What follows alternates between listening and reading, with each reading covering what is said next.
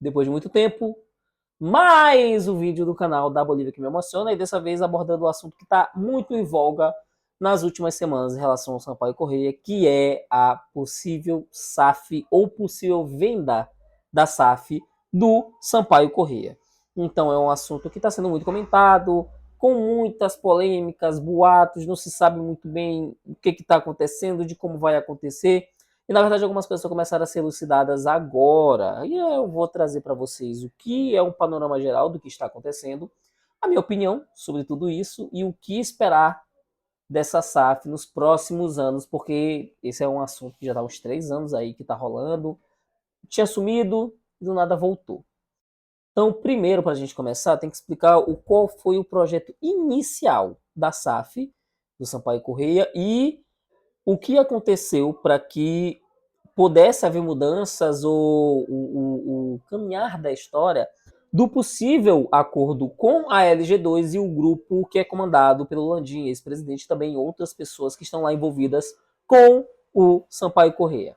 Então, com isso, a gente vai trazer um pouco do que eu dei uma lida, analisada sobre o que foi, ou sobre o que era aquela primeira SAF lançada em 2022, que Frota fez questão de bater no peito e dizer, ai, SAF do Sampaio, que nós vamos começar e blá blá blá. Simples. A SAF ia funcionar como uma do Sampaio, ia funcionar como uma separação, por causa das anotações aqui, né? Então, vou ficar olhando um pouquinho para trás. Ou para baixo, melhor dizendo. Ela funciona como uma separação de clube e SAF. O clube continua existindo e a SAF é outro esquema. O clube como associativo e a SAF como uma empresa mais ligadas ao futebol, em que o clube, a associação, seria dos acionistas. Ela seria responsável por tudo que envolve o futebol e a marca Sampaio Corrêa, sem que pudesse alterar, porque isso é uma das coisas que foram colocadas no estatuto, que não teria nenhuma alteração em marcas, ou melhor dizendo, ou qualquer tipo de tentativa de alteração de marca, de nome, de cores, assim por diante, não pode acontecer deliberadamente pela SAF, se eles quiserem. Se for para acontecer, o conselho que vai ser organizado, esse conselho eu vou abordar um pouquinho mais à frente, né? Esse conselho que vai existir deve voltar para que essa mudança aconteça ou não. O Sampaio teria 20% das ações de classe A, que são direito a voto, indicações ao Conselho Administrativo, voto de Minerva, e que seria basicamente tudo que envolvesse principalmente o clube. É colocado 20% aqui, mas normalmente a gente falava que era uma SAF 50-50, porque o clube teria muito poder em relação àquilo que tinha do que poderia ter o investidor. Então é 20%, alguns dizem que é 50-50, mas fica claro a questão de o clube ter muita força dentro dessa primeiro projeto de SAF. Uma das coisas importantes que eu acabei colocando é que proibição de acionista controlador participe de outra SAF, mas isso eu vou abordar mais na frente, já quando eu for falar do grupo do Landim, certo? Mas no primeiro estatuto proibiu uma coisa que é também proibido dentro da lei, né, atualmente em relação às SAFs no futebol brasileiro, mas pode haver um contorno sobre isso, além de que todo mundo que tiver parte do clube, pelo menos mais de 5%, segundo o antigo estatuto, deve obrigatoriamente falar tudo o que está fazendo, de que forma está usando aquele dinheiro, de que jeito vai ser colocado o dinheiro e assim por diante, no caso, transparência daquilo que for fazer. Além disso, era planejado, dentro desse antigo estatuto, um poder de veto do próprio clube. O clube tem um poder de veto de decidir, de vetar qualquer planejamento, bom ou ruim, que viesse desta companhia, que eles chamam o nome de companhia, a Sampaio Corrêa Futebol Clube SAF, poder vetar esses pontos principais, como mudança de escudo tal, e assim por diante que eu comentei, e a criação de um programa de desenvolvimento com parcerias do governo para ser executado até o fim de 2022. Isso nem aconteceu, né? Isso nem sequer foi colocado, principalmente porque essa SAF foi feita em maio, né? Foi aprovada lá rapidamente a modo foguete em maio, mas depois disso não aconteceu mais nada. Vocês sabem muito bem, não aconteceu mais nada. E tudo que veio acontecendo por fora do Sampaio não permitiu que você fizesse qualquer coisa da SAF. Com isso, o que a gente pode entender em relação a essa SAF do Sampaio? Que ela naturalmente é uma SAF com muito mais controle do que os outros clubes, como Vasco, Botafogo e assim por diante, que eram SAFs em que o investidor teria maior poder de influência. Além disso, o investidor também teria muitas limitações. Além disso, eu fiz questão de trazer para vocês aqui o trecho onde ele fala sobre como essa administração seria feita, que eu faço toda a questão de ler aqui, de forma resumida, claramente, né? A governança e a administração será dividida em conselho administrativo, tanto de deliberação quanto a fiscalização. A diretoria executiva, que seria a gestão prática, quem realmente ia fazer o negócio acontecer, quem ia mandar. Conselho fiscal, para o controle das finanças. E a Assembleia Geral, que seria os acionistas. O conselho de administração, 3 a 5 membros desse conselho, sendo um terço indicado pelo clube. Isso quer dizer o quê? Que se fosse 3, um deles seria indicado diretamente pelo clube. E os presidentes que seriam escolhidos para ocupar o cargo de presidente do clube continuariam com a indicação do Sampaio, com um mandato de 3 anos, permitida a reeleição. Além disso, ficariam responsáveis o Conselho de Administração por aprovar planos, orçamentos, contratações grandes e a emissão de ações que seriam dadas para vender, essas ações que seriam vendidas em nome do Sampaio para alguém comprar e fazer o que bem entendesse. A diretoria executiva seria de 8 a 5 membros, com o CEO, CFO, diretor administrativo, diretor de marketing, diretor de futebol, com um mandato de 3 anos, dedicação exclusiva e proibição de acumular cargo no clube. Isso quer dizer o quê? Que quem fizesse o trabalho de CEO dentro dessa companhia, dentro dessa SAF, não poderia ser presidente. Então seriam cargos diferentes. E também toda aquela ocupação com o diretor financeiro, administrativo, assim por diante, não poderia ser um cargo conjunto ou acumulado. Certo? Aí isso é um ponto interessante, porque de acordo com esse estatuto, se Sérgio Frota quisesse ainda ser presidente, ele poderia, mas ele não poderia ser CEO.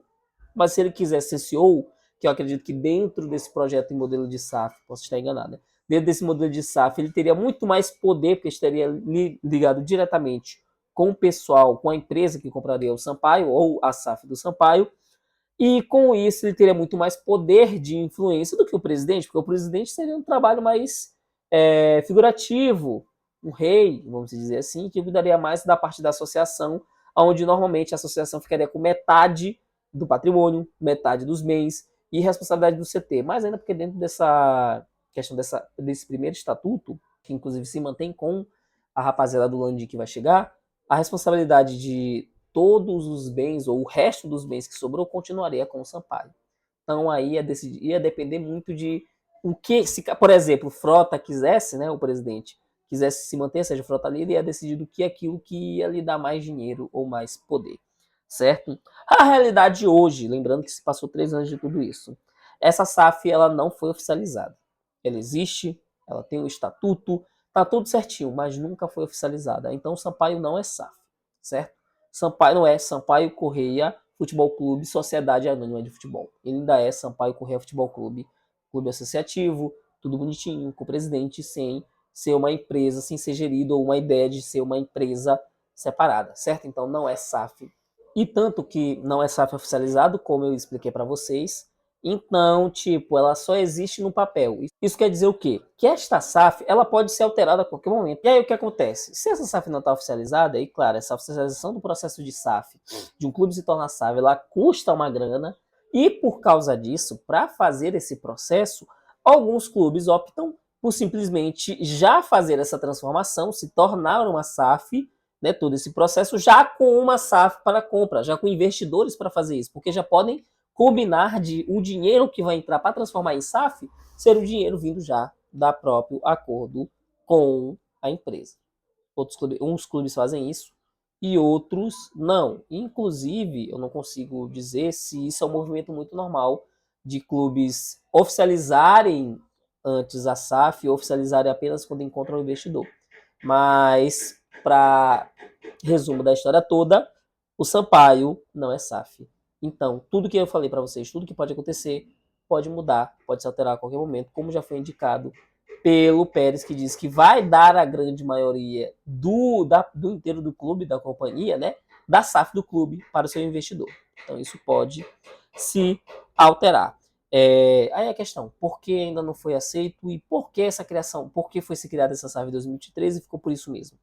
O momento do clube não permite que você possa fazer esse movimento de uma forma tão simples e talvez se acreditasse, vamos lá, suposições, minha opinião, primeiro, que poderiam muito bem não ter feito esse movimento antes, porque acreditavam que não seria necessário, ou como o próprio fiscal de torcedor, que foi o vice-presidente, falou que em 2023 ele teve essa proposta, mas eles esperaram que o clube subisse para a Série A, para aí sim fazer essa compra e até mesmo valorizar um pouco mais o clube.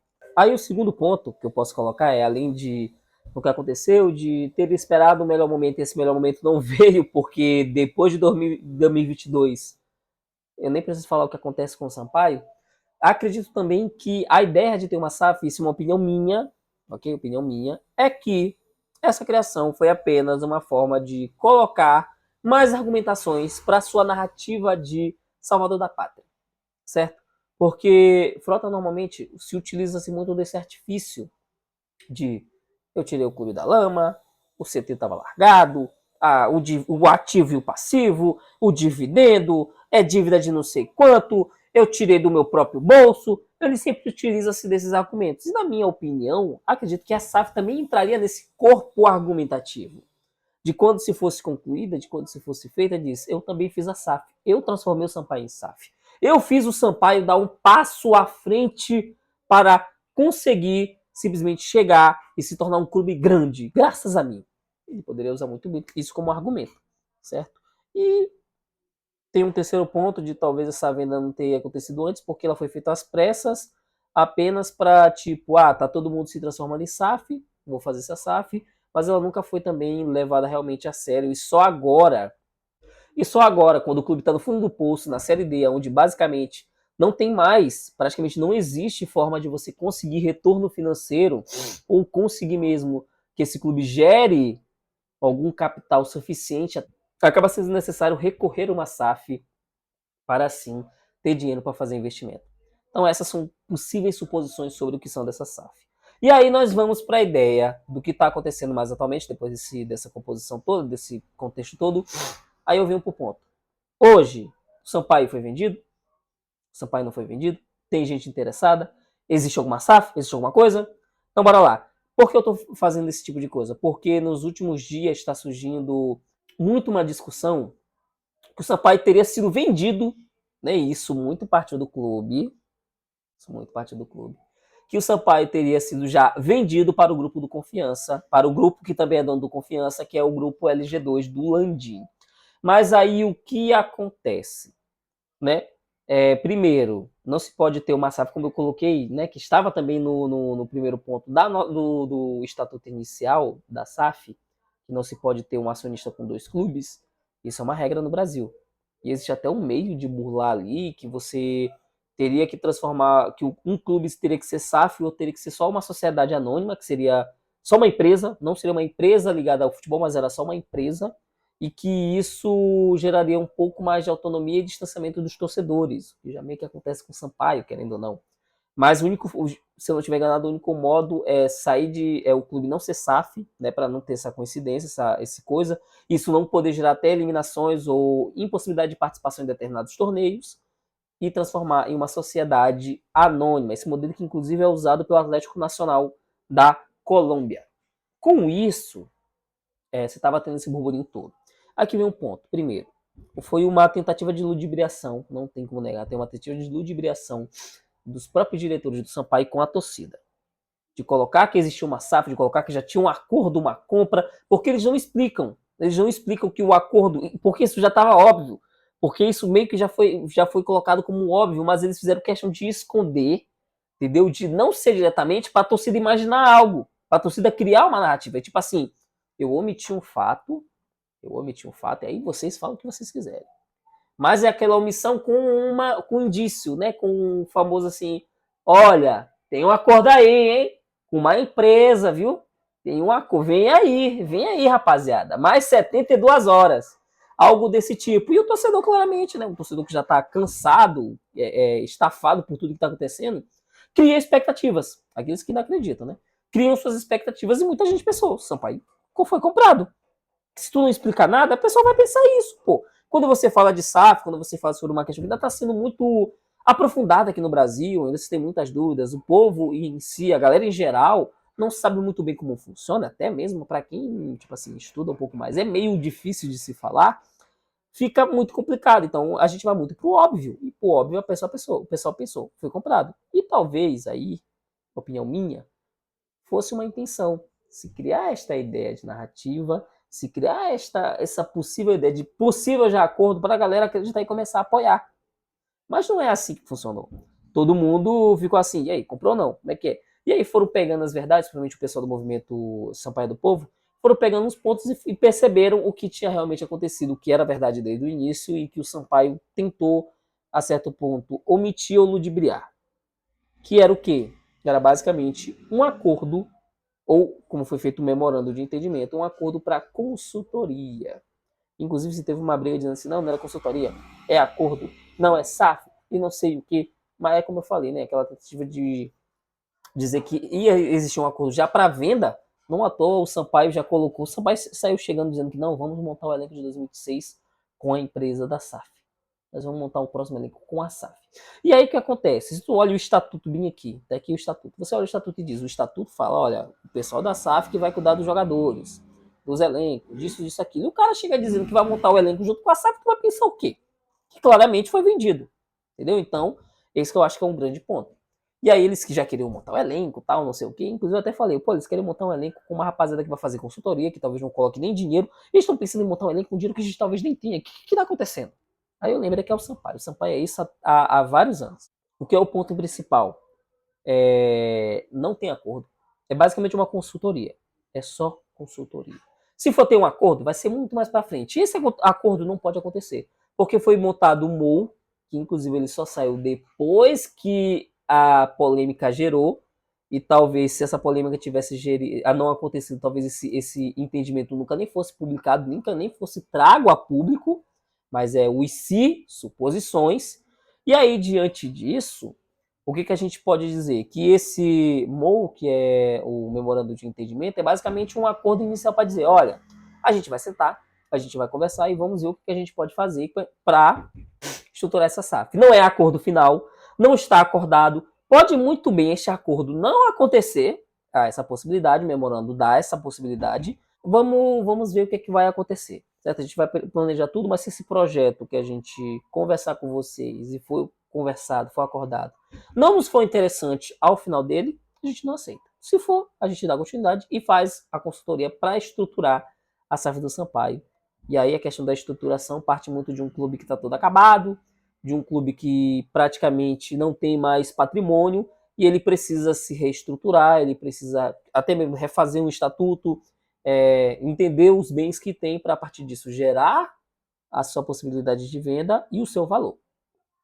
Então, seria basicamente isso. Então, foi tudo que aconteceu nessa semana, esses pontos. Ainda finalmente por resumo, que inclusive vai ser a parte que vai realmente para as redes sociais, a gente tem uma SAF desde 2022, onde o clube era majoritariamente, onde o clube seria o principal dono, o maior dono da parte do bolo, dos investimentos, entendeu? Desses acionistas, vamos se dizer assim. Ou melhor dizendo, da parte da divisão entre clube e SAF, o Sampaio teria a maior parte. Porém, esse bendito do estatuto nunca foi aprovado. Então o Sampaio oficialmente nunca foi SAF e, ao mesmo tempo, essa ideia poderia ser modificada a qualquer momento e claramente vai ser modificada.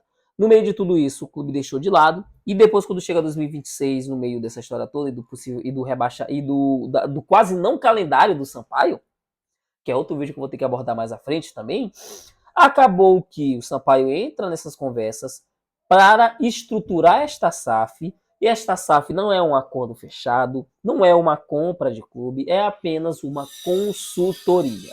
É apenas uma consultoria.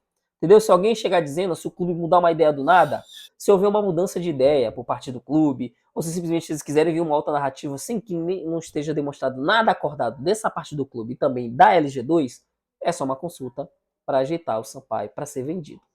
Pode ser comprado pela LG2? Pode ser comprado, mas hoje essa possibilidade ainda não é cogitada. E ainda mais, essa possibilidade de compra do Landim ainda ou consultoria do Landim pode nem acontecer, já que o acordo que foi assinado, que é um memorando, ele é apenas um estágio inicial, ele não é um acordo fechado. Não é o caso do Confiança, que já tem um acordo fechado e que realmente a LG2 vai estar lá ajudando na estruturação. Então é o caso do Sampaio.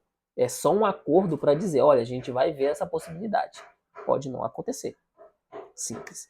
E aí que vem um ponto. O torcedor tem que observar. E hoje, uma SAF com o Landim seria bom para o Sampaio? Assim, eu vou partir de um ponto bem interessante. Nem toda SAF tende a ser benéfica.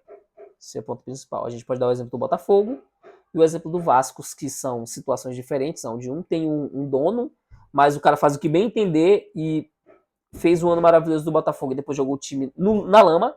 E o Vasco, que teve uma empresa que estava falindo, foi comprado por uma empresa que estava falindo e fez o famoso all-in para ver se conseguia se salvar da falência e não conseguiu e quase leva a maioria dos times, como exemplo do Vasco, junto, certo? E aí o que acontece? Diante disso, ter uma SAF é extremamente essencial para o futebol atual. O futebol atual se caminha para uma necessidade enorme de ter SAF e, se você não tiver, vai ser muito difícil de competir. Com isso quer dizer o quê? Que qualquer um que aparecer e botar dinheiro no Sampaio vai dar certo? Não, porque precisa de planejamento, porque precisa entender como o clube funciona, as limitações que o Estado tem, as possibilidades, os ganhos, os prós, tudo isso, certo? Mas hoje, acima de tudo, uma SAF no Sampaio com quem está lá não vai ser benéfica, não vai ser boa. Porque mesmo que você coloque dinheiro, muitas das ideias, muitos dos métodos são ultrapassados. Eu aceitaria tranquilamente uma SAF que retirasse quem estivesse lá. Retirando, tô assim, ótimo. Botando gente competente, eu tô felizão. Tirando quem tá aí botando competente, tô ótimo. Tô alegre. Mas se for uma SAF que ele vai se manter lá, mesmo com poucos poderes, ainda pode irradiar ou ainda pode levar a uma situação que torna o Sampaio bastante complicado. Então, uma SAF seria extremamente interessante ao Sampaio. A gente precisa saber que SAF é essa. Como vai ser feito. Porque se for só um forasteiro querendo brincar com o nosso clube, meu amigo, vai dar ruim. Vai dar ruim. E vai ser muito mais difícil de tirar. Se já é difícil tirar frota hoje, o presidente atual, imagine um cara que comprou o clube. Entendeu? Tem clubes ali, como exemplo próprio do Cardiff, do Sheffield Wednesday, também na Inglaterra. Pego muitos exemplos de fora. Que o cara pegou o clube, comprou, fez o que bem entendesse, mudou até cor e deixou o clube praticamente falido. E ele fez questão de falir o clube, por birra própria. Então a gente está à mercê disso quando se entra uma questão de SAF. Mas no status atual que o Sampaio está, é mais esperança do que medo. Mas tem que ser uma esperança temerosa. Então é isso que eu vejo da SAF. Vamos ver os próximos apontamentos, vamos ver o que vai acontecer por conseguinte, né? Porque eu posso dizer assim, vamos ver os desdobramentos e estou de volta. E os próximos vídeos aí que a gente vai tratar sobre o Sampaio Corrêa, aí, principalmente que a nova temporada de 2026 tá voltando. Então é isso e até o próximo vídeo, ó. Beijão pra vocês e falou!